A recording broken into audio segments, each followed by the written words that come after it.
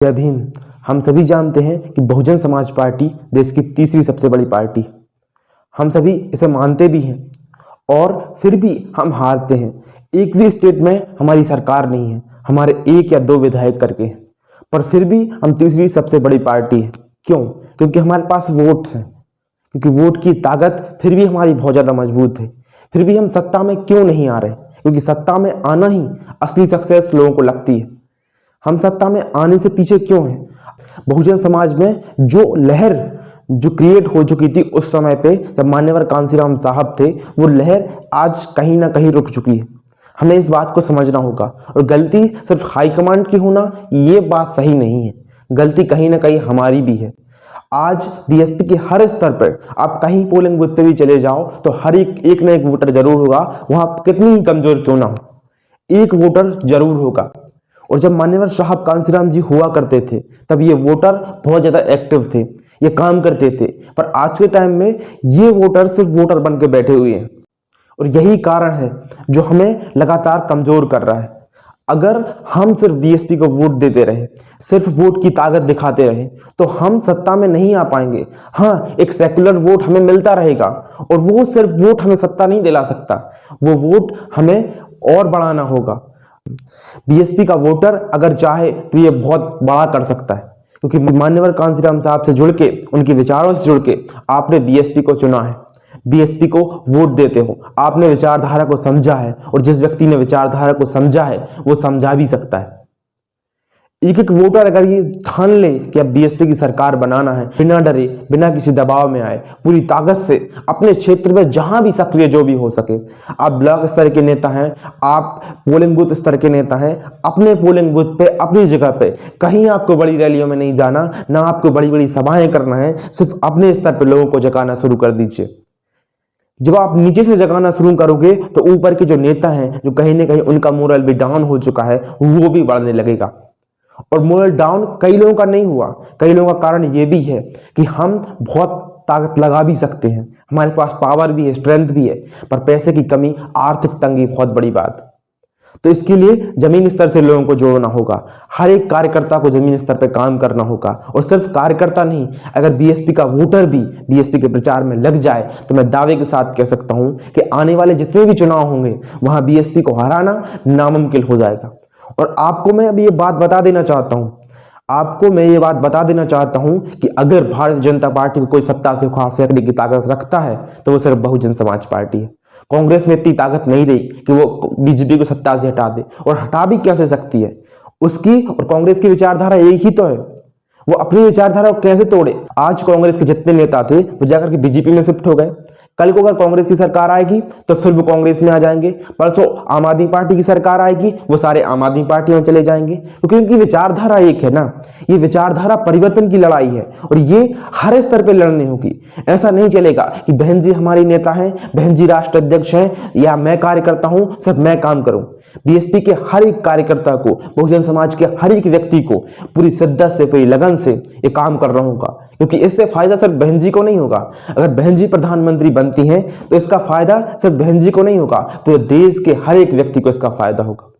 अगर हम जानते हैं अपनी विचारधारा तो क्यों ना हम लोगों को बताएं। हम क्यों डर रहे हैं? हम क्यों दबाव में हैं? दबाव आज बहुत ज्यादा है, मुझे पता है। जब भी आप बीएसपी की बात करते हैं आप पे दबाव लगना स्टार्ट हो जाता है। बीएसपी के एक एक कार्यकर्ता को अपनी जड़ें जमानी तो बहुत मजबूत तरीके से है, पर उनको जड़ों को पेड़ बनने में बहुत ज्यादा टाइम लगा। जैसे ही हम पेड़ बनने की कोशिश करते हैं वो हमारे ऊपर गर्म पानी डाल लेते हैं और हमें दबाने का काम करते हैं। मुझे पता है ये होगा, ये बहुत बड़ी बात नहीं है। हर जगह मान्यवर साहब के समय में लोगों ने डंडे खाए, लाठियां खाई, मार खाई, तब भी जाकर वो संघर्ष करते रहे। आज इस मुकाम पे बहुजन समाज पार्टी।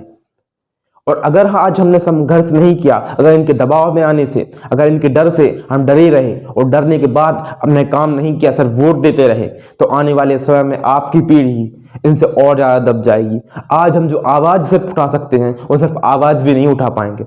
हमें इस बात को समझना होगा, अगर हमें अपने समाज में परिवर्तन लाना है, अपने घर परिवार को बहुत बड़ी ताकत देनी है, आने वाली पीढ़ियों को एक सही माहौल देना है, तो इसके लिए जरूरी है कि हर एक वोटर को बीएसपी का प्रचारक बनके, स्टार प्रचारक बनके हर स्तर पे बीएसपी को मजबूत करना होगा। आने वाले हर चुनाव में बीएसपी को बहुत बड़े स्तर पे खड़े करके उसको वोट दिलाना होगा। सिर्फ वोट अब देने से काम नहीं चलेगा, क्योंकि जब तक हम वोटर को समझाएंगे नहीं, उनको विचारधारा समझाएंगे नहीं, वो हमें वोट नहीं देगा। क्योंकि बीएसपी की विचारधारा अगर मैं जाऊं या फिर मैं किसी भी स्तर पे चला जाऊं, अगर आप मुझे बुलाएं या मैं यहाँ पे आ जाऊं, तो वहां पे मैं भाषण दूंगा 1 घंटे 2 घंटे। ये बीजेपी में चल जाता है, कांग्रेस में चल जाता है, कोई बड़ा नेता आया, उसने भाषण दिया और लोग अट्रैक्ट हो गए। ऐसा बीएसपी में नहीं होता। बीएसपी में अगर हमें लोगों को अट्रैक्ट करना है, पहले आप लोगों को समझाना होगा। जब आप लोग समझा करके इकट्ठे हो जाओगे, फिर जाकर के कोई बड़ा नेता आएगा, वो समझाएगा, तो बहुजन समाज समझेगा। क्योंकि अगर बीएसपी का कोई एक बार वोटर बन जाता है तो वो कई सालों तक बीएसपी का वोटर रहता है। वो एक बार प्रचार नहीं करता, वो कई सालों तक प्रचार करता है। आपको पता होगा आप कब जुड़े थे बीएसपी से, बहुत सालों पहले। क्योंकि आप खड़े कर सकते हैं, क्योंकि आपने बहुजन समाज पार्टी की विचारधारा को जाना है, बहुजन समाज पार्टी के सिस्टम को जाना है, बहुजन समाज पार्टी कैसे काम करती है उसको जाना है। इसके जानने के बाद अब ये सीधे आप जानते हो कैसे आर्थिक स्तर पर बीएसपी मजबूत होती है, तो आप क्यों ना लोगों को बताओ। जब आप लोगों को बताना शुरू करो, हर समाज हर वर्ग का लोग हमसे जुड़ेगा और सत्ता परिवर्तन होगा रहेगा और सामाजिक परिवर्तन होकर के देश एकीकरण होगा। जब देश एक हो जाएगा तो हमें कोई दिक्कत नहीं होगी, कोई प्रॉब्लम्स नहीं होगी। तो इस वीडियो का सिर्फ यही मकसद निकलता है कि अब सिर्फ आपको बीएसपी को वोट नहीं देना है, आपको हर स्तर पे, आप जहां भी जिस स्तर पे बीएसपी को मजबूत कर पाओ, बिना डरे बिना दबाव में आए बीएसपी को मजबूत करिए। क्योंकि दबाव आएगा आपके ऊपर, ये तो क्लियर है। क्योंकि आज बीजेपी की सरकार है और बीजेपी हर तरीके से बीएसपी के वोटर को रोकना चाहती है, दबाना चाहती है, ताकि बीजेपी आगे बनी रहे, शीर्ष पे बनी रहे और बीएसपी उसको टक्कर ना दे पाए। क्योंकि उसे पता है कांग्रेस उसको टक्कर नहीं देगी, उसको टक्कर सिर्फ बहुजन समाज पार्टी दे सकती है। इसीलिए अगर देश में कहीं भी चुनाव हो तो एक नैरेटिव बैठाया जाता है कि बीएसपी वहां पे कुछ नहीं है। उत्तर प्रदेश में सपा वर्सेस भाजपा लड़ाई इन्होंने दिखाई, जबकि वास्तव में लड़ाई बीएसपी वर्सेस भाजपा थी। पूरे जो स्विंग वोटर्स हैं वो सपा की साइड चले गए, जो बीजेपी को हराना चाहते थे, और बीएसपी हार गई। फिर भी इतनी बुरी हालत में जब इतना बड़ा नैरेटिव सेट किया गया, 13% वोट बीएसपी के साथ था। आज फिर से इकट्ठे हो रहे हैं लोग, फिर से इकट्ठे होंगे।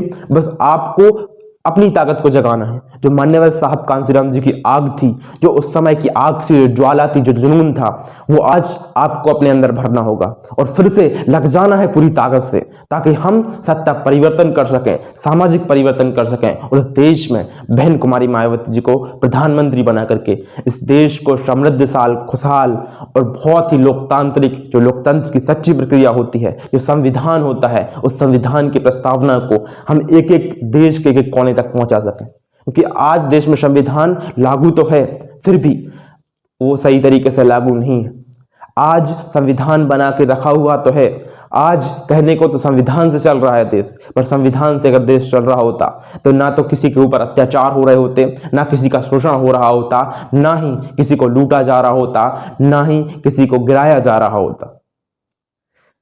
आज अगर हमें जरूरत है तो सिर्फ बीएसपी की, इसीलिए सारे काम छोड़ के आप एक बार कोशिश करिए। आपकी एक कोशिश बीएसपी को जिता सकती है, आपकी एक कोशिश बीएसपी की सरकार बना सकती है। आप कहां से हैं कमेंट करके जरूर बताइए।